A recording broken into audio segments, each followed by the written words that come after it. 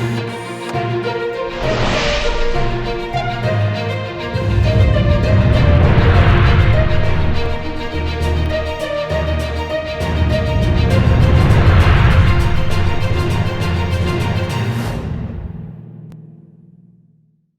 वालेकुम। अदम एतमाद की कहानी की बात यहां तक पहुंची है कि जो न्यूट्रल थे उन्होंने सिग्नल देना शुरू कर दिए हैं।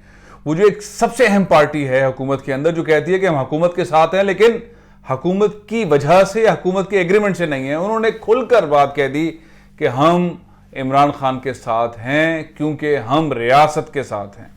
और ये बात खुलकर कहने के बाद अपोजिशन को एक धचका लगा है, यानी कि मुस्लिम लीग काफ ने ये कह दिया और अब वाज़े तौर पर कह दिया। अब पीटीआई के साथ वो मुख्तलिफ आर्गूमेंट्स कर रहे हैं अपनी पावर शेयरिंग के पंजाब में, अब सीएमशिप के मामलात हों, वजारतें लेने के मामलात हों, लेकिन उन्होंने झंडी दिखा दी है मौलाना फजलुर रहमान साहब को, बिलावल भुट्टो जरदारी साहब को और शहबाज शरीफ साहब को कि हम आपके साथ नहीं चल सकते। ये एक ऐसा वाज़ा पैगाम है कि इस्टेब्लिशमेंट किस साइड पर है। अगर इस्टेब्लिशमेंट न्यूट्रल होती या इस्टेब्लिशमेंट शहबाज शरीफ, बिलावल भुट्टो जरदारी और मौलाना फजलुर रहमान साहब के एंगल के करीब होती तो ये जवाब नहीं आना था काफ लीग के पास से। इसका मतलब ये हुआ कि अदम एतमाद की तहरीक मंजूर नहीं होगी। इसका मतलब ये हुआ कि और तब्दीलियां आ सकती हैं, पंजाब का वजीर आला बदल सकता है, वहां तब्दीलियां आ सकती हैं, वहां कैबिनेट के अंदर तब्दीलियां आ सकती हैं, वजीर तब्दील हो सकते हैं, लेकिन इमरान खान या स्पीकर कौमी असम्बली उनके जाने का या उनसे मुतालिक कोई भी कामयाबी अपोजिशन के लिए हासिल करना पॉसिबल नहीं है। यह सबसे बड़ी डेवलपमेंट है, क्योंकि इससे पहले का जो कामिल अली आगा साहब, सेनेटर कामिल अली आगा साहब ने जो बात कही थी, उसके बाद सिनेरियो घुस गया था चौधरी बिरादरान के पास और सारे लीडर्स वहां जा रहे थे कि चौधरी साहब के मुंह से खुद सुना जाए चौधरी साहब, बड़े चौधरी साहब चौधरी शुजात क्या कहते हैं, फिर चौधरी परवेज इलाही क्या कहते हैं। और सिनेरियो इस हद तक चला गया कि वो सहाफ़ी जिस पर शोर मचा रहे हैं, चीख रहे हैं, चिल्ला रहे हैं कि फ्रीडम ऑफ एक्सप्रेशन का मसला है, ये काला कानून है और इस कानून को हम नहीं मानते और फवाद चौधरी को बात करना नहीं आती और हुकूमत कदगन लगा रही है सहाफ़ियों के ऊपर, आज़ादी सहाफ़त के ऊपर, उस कानून की भी जिम्मेदारी, डायलॉग की जिम्मेदारी चौधरी परवेज इलाही साहब को दे दी गई कि आप सारे सहाफ़ी तंजीमों से, लोगों से, एंकर से, सिविल सोसाइटी से बात करने के बाद तजावीज़ दें, हम इसको वापस ले लेते हैं, इस पर तरमीम कर लेते हैं। तो पलड़ा जो है वो इस्टेब्लिशमेंट की उस पार्टी का भारी है, इवन पीटीआई से ज्यादा भारी है काफ लीग का, जो बड़े बड़े मोटे मोटे मसलों को देख रही है। और मैंडेट दे दिया है काफ लीग ने, टोटल अपना सारे इख्तियारात जो हैं वो चौधरी परवेज इलाही को दे दिए और उनकी मूवमेंट के अंदर फ़र्क आया है, उनकी मुलाकातों में फ़र्क आया है। बहुत सारे सहाफ़ियों से वो फ़ोन पर बात कर रहे हैं। उन्होंने वो कम्युनिकेशन गैप जो था, जो हुकूमत मीडिया से नहीं कर पा रही थी, वो जो गैप, इतना बड़ा ट्रस्ट डेफिसिट आ गया था फवाद चौधरी साहब के तरीक़ेकार के तहत या इमरान खान साहब की तकरीरों के तहत या शेख रशीद साहब के बयानात के तहत, जो ओवरऑल एक गवर्नमेंट का नैरेटिव था जो मीडिया के हवाले से सेट नहीं बैठ रहा था, वो नरम करना शुरू कर दिया परवेज इलाही साहब ने।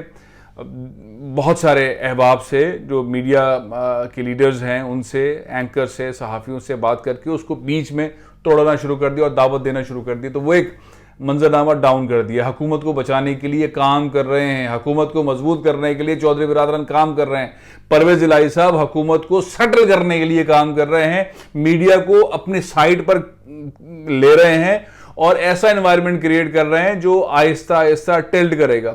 अब बहुत सारे ऐसे सहाफ़ी और तज्जियाकार हैं जिनके नज़दीक अब हुकूमत जाने वाली और 2 दिन में हुकूमत चली जाएगी, जो मौलाना फजलुर रहमान साहब फरमा रहे हैं उस पर चल रहे हैं। बिलावल भुट्टो जरदारी साहब अपनी तारीख की सबसे बड़ी, अपने करियर की कैंपेन चला रहे हैं।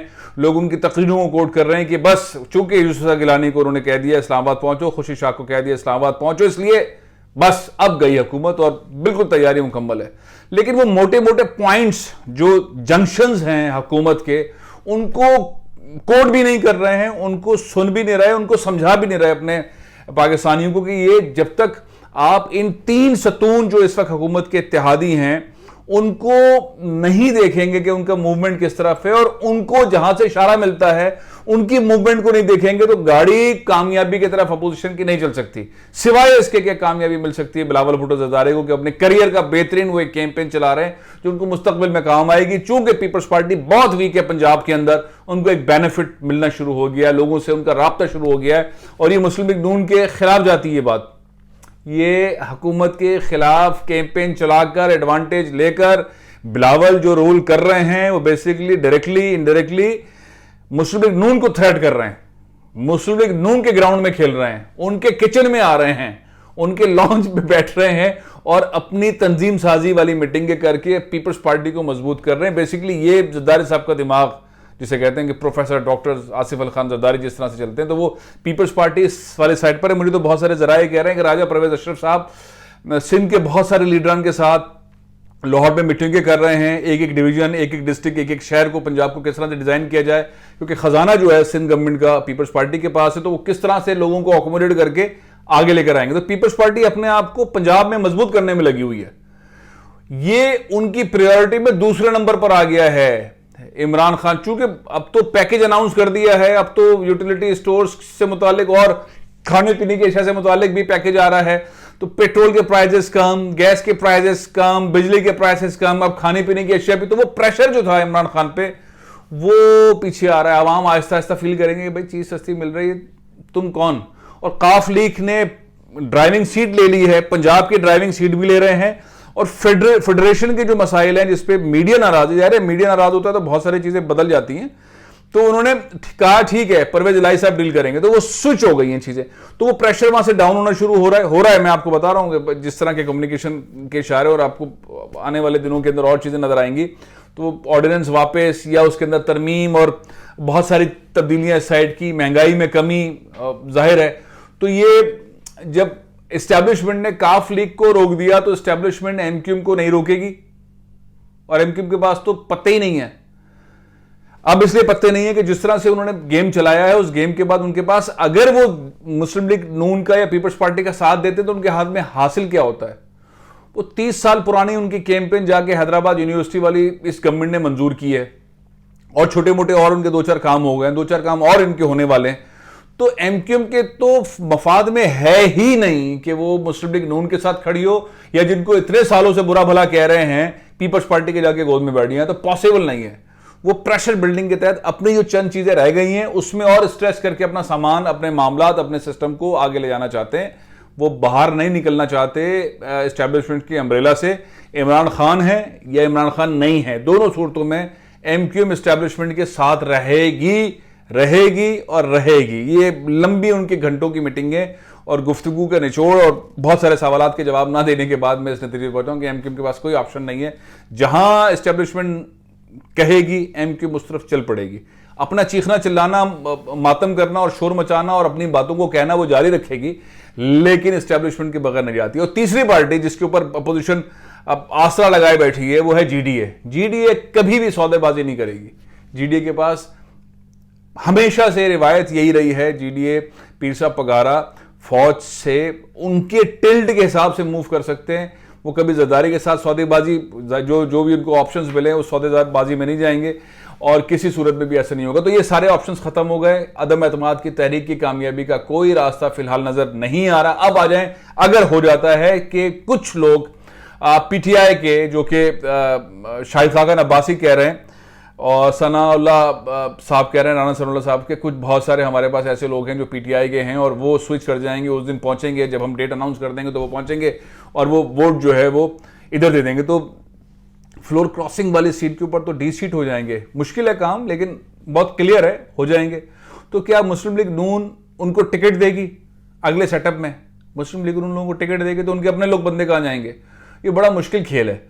और सारे सिनेरियो के बाद एक कॉमन पाकिस्तानी के लिए मसला एक और है, ये सब सिनेरियो के बाद इमरान को अगर हटा लेते हैं, जिसके चांसेस बहुत कम है, तो इन जादूगरों के पास कौन सा ठिकाना, कौन सा फार्मूला, कौन सा ऐसा गिदड़ सिंगी है कि जिसके बाद वो महंगाई में कमी करेंगे, रोजगार में इजाफा करेंगे, बिजनेस कम्युनिटी को करेंगे, सनतकारों के लिए कुछ लेकर आएंगे, पाकिस्तान को इस बहरान से निकालने के लिए जो इल्जाम लगा रहे हैं जिसका हल अब इमरान खान ढूंढना शुरू कर चुके हैं और सनतकारों के लिए भी अनाउंसमेंट कर दी है, आईटी वालों के लिए भी अनाउंसमेंट कर दी है, किसानों के लिए भी अनाउंसमेंट कर दी है, महंगाई में कमी वाले भी सारे स्टेप्स ले लिए हैं और आईएमएफ को भी फील कर लिया। तो इनके पास कौन सा ऐसा फार्मूला है? कोई फार्मूला नजर नहीं आ रहा। फिर इनके पास कैंडिडेट कौन है जो प्राइम मिनिस्टर बनेगा 1-1.5 साल के लिए और वो इस्लाहात करेगा सारी? वो कौन है? पीपल्स पार्टी नून पर ट्रस्ट करती है और नून पर एस्टैब्लिशमेंट ट्रस्ट करती है। और अगर नून नहीं है तो पीपल्स पार्टी में ऐसा कैंडिडेट कौन है जिस पर एस्टैब्लिशमेंट ट्रस्ट करती है? क्योंकि इस रियासत के लिए बहुत जरूरी है कि ऐसी पर्सनैलिटी जिस पर सब ट्रस्ट करते हो। ये बहुत बड़ा सवाल है। आपके ख्याल में कौन हो सकता है कैंडिडेट? खुर्शीद शाह साहब, राजा परवेज अशरफ साहब, शहबाज शरीफ साहब, ख्वाजा आसिफ साहब? कौन कौन कौन? बहुत मुश्किल सवाल है, बहुत मुश्किल सवाल है। बहरहाल बहुत कम चांसेस हैं काफ लीग के ड्राइविंग सीट पे आने के बाद अदम एतमाद की तहरीक का पेश होना, और अगर पेश हो गई तो कामयाब होना बहुत ही मुश्किल है। क्या कहते हैं आप? प्रोग्राम में खत्म कर रहा हूं। अपने कमेंट्स हमें बताएं, आप क्या समझते हैं, क्या कहते हैं। इजाजत दीजिए। पाकिस्तान जिंदाबाद।